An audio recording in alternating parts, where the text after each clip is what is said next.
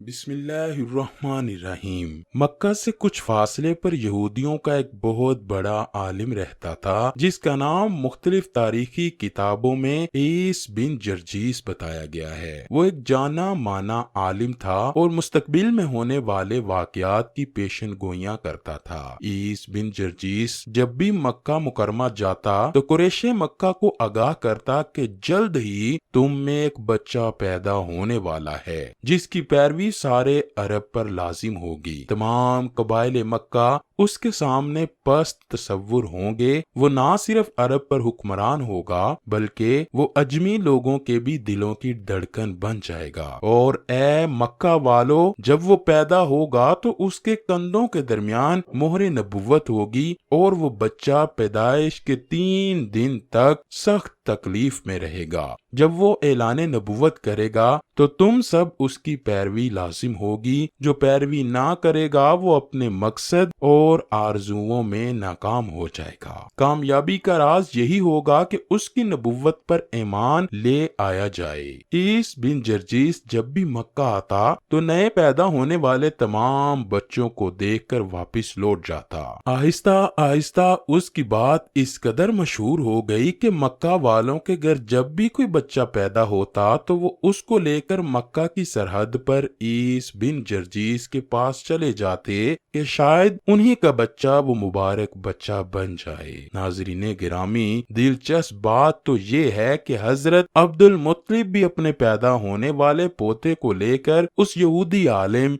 ईस के पास तशरीफ ले गए। उस यहूदी के साथ हजरत अब्दुल मुत्तलिब की क्या क्या बातें हुई। वो यहूदी ये क्यों कहता था कि वो बच्चा जब पैदा होगा तो 3 दिन तक सख्त तकलीफ में रहेगा। आइए वीडियो में आगे बढ़ते हैं कि जब 570 ईस्वी के रबीउल अव्वल के महीना में खूबसूरत रात के पिछले पहर नबी आखिरुज़्ज़मा फख्रे मौजूदात महबूब रब कायनात हजरत मोहम्मद सल्लल्लाहु अलैहि वसल्लम इस दुनिया में रौनक अफरोज हुए। हजरत अब्दुल मुत्तलिब ने बच्चे को गोद में लिया और फरमाने लगे, मेरा ये बेटा बड़ी शान वाला होगा। ऐसा ही हुआ। एक तरफ हजरत अब्दुल मुत्तलिब अपने प्यारे पोते को उठाए खड़े हैं तो दूसरी तरफ काबा में मौजूद बुत ऊंधे मुंह गिर रहे हैं। अमरू बिन नफील और अब्दुल्ला बिन जाश ने जब देखा कि उनके खुदा ऊंधे पड़े हैं तो उन्होंने एक एक करके बुतों को अपनी जगह पे रखना शुरू किया। जैसे ही वो एक बुत को रखकर दूसरे की तरफ जाते तो पहले वाला दोबारा गिर जाता। वो बहुत देर ये अमल दोहराते रहे। फिर आखिरकार एक बुत से आवाज आती है, आज एक ऐसे बच्चे की पैदाइश है कि जिसने मशरिक से मगरिब तमाम जमीन को रोशन कर दिया है। मक्का में ये पहली दफा था कि जब मुशरिकीन के खुदा ने कलाम किया था। इसी तरह नौशेरवां के महल हिलने लगा, उसमें बड़े बड़े शगाफ पड़ गए। बादशाह ने जब एक काहन को बुलाकर पूछा, हमारे महल का ये हाल क्यों हुआ है? तो काहन चिल्ला उठा कि वो बच्चा पैदा हो गया है जो अरबो शाम पर छा जाएगा। नाज़रीने गिरामी, एक रिवायत तो ये भी मिलती है कि जिस रात ताजदारे कायनात सरवरे कोनो मकान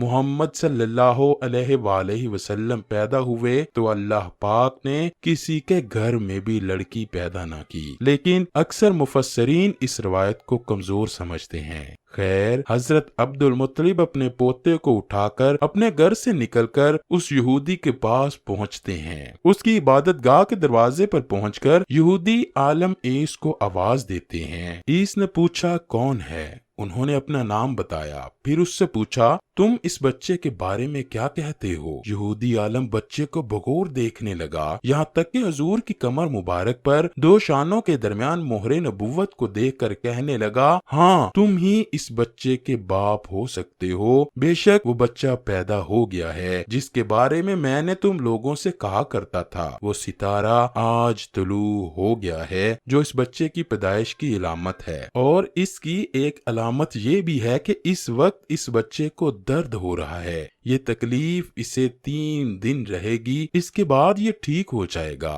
راہب نے جو یہ کہا تھا کہ بچہ 3 دن تک تکلیف میں رہے گا، تو اس کی تفصیل یہ ہے کہ آپ نے 3 دن تک دودھ نہ پیا۔ ناظرین گرامی، مفسرین اس بات پر متفق ہیں کہ پیدائش کے بعد کچھ ابتدائی دنوں میں نبی کریم نے دودھ نہ پیا، بلکہ دنیا میں تشریف آوری کے فوراً بعد ہی اپنی امت کے لیے پریشان رہے۔ مورخین اور سیرت نگاروں نے لکھا ہے کہ ابتدائی دنوں کے بعد سے لے کر اگلے 7 دنوں تک حضور نبی کریم نے اپنی والدہ ماجدہ حضرت بی بی آمنہ کا دودھ پیا۔ حضرت مولانا ادریس صاحب کاندلوی لکھتے ہیں کہ ولادت باسعادت کے 3 دن بعد سے اگلے 3-4 روز تک آپ کی والدہ ماجدہ نے آپ کو دودھ پلایا۔ سیرت حلبیہ میں ہے کہ آپ صلی اللہ علیہ وآلہ وسلم کو آپ کی والدہ ماجدہ نے 9 دنوں تک دودھ پلایا۔ ناظرین گرامی، یہودی نے یہ جو کہا تھا کہ آپ ہی اس کے باپ ہو سکتے ہیں، اس سے یہ مراد ہے کہ عربوں میں دادا کو بھی باپ کہا جاتا تھا، جیسا کہ نبی کریم نے اکثر فرمایا ہے، میں عبد المطلب کا بیٹا ہوں۔ اس کے بعد یہودی عالم حضرت عبد المطلب سے مزید کہنے لگا، آپ کو اپنے اس بیٹے کو قریش مکہ اور باقی قبائل سے محفوظ رکھنا ہوگا، بلکہ اچھا ہی ہوگا اگر آپ اس کے پیدا ہونے کے ساتھ ہی رونما ہونے والے معجزات کا مکہ میں چرچا نہ کریں۔ حضرت عبد المطلب نے پوچھا، کون سے معجزات؟ تو یہودی عالم کہنے لگا، ایک تو خود ابھی آپ دیکھ کر آئے ہیں کہ اس مبارک بچے کی پیدائش کی رات کوئی بت کھڑا نہیں رہ سکا۔ اس کے علاوہ باقی معجزات کا ذکر آپ سے آپ کے بیٹے عبداللہ کی بیوی حضرت آمنہ کریں گی، یعنی سب سے بہتر تو یہ ہے کہ آپ کسی کو کچھ نہ بتائیں، ورنہ لوگ اس بچے سے زبردست حسد کریں گے، اتنا حسد کریں گے کہ آج تک کسی نے نہیں کیا ہوگا، اور اس کی اس قدر سخت مخالفت ہوگی کہ دنیا میں کسی اور کی اتنی مخالفت نہیں ہوئی ہوگی۔ پوتے کے متعلق یہ باتیں سن کر حضرت عبد المطلب نے عیس سے پوچھا، اس بچے کی عمر کتنی ہوگی؟ یہودی نے اس سوال کے جواب میں کہا، اگر اس بچے کی عمر طبی ہوئی تو بھی 70 سال تک نہیں ہوگی، بلکہ اس سے پہلے ہی 61 یا 63 سال کی عمر میں اس کی وفات ہو جائے گی، اور اس کی امت کی اوسط عمر بھی اتنی ہی ہوگی۔ حضرت عبد المطلب نے پوچھا کہ تمہیں یہ معلومات کہاں سے ملی ہیں؟ وہ یہودی عالم کہنے لگا، بے شک تمام آسمانی کتابوں اور انبیاء کی پیشن گوئیوں میں ان سب باتوں کا ذکر موجود ہے۔ اللہ اکبر۔ اللہ پاک ہم سب کو نبی محترم کی شریعت پر مکمل طور پر عمل پیرا ہونے کی توفیق عطا فرمائے۔ بروز قیامت ہمیں نبی آخر الزمان حضرت محمد صلی اللہ علیہ وآلہ وسلم کی شفاعت نصیب فرمائے۔ اے اللہ پاک، ویڈیو کو دیکھنے والے ہر انسان کی مشکلات کو دور فرما کر ہر کام میں خیر فرما دے۔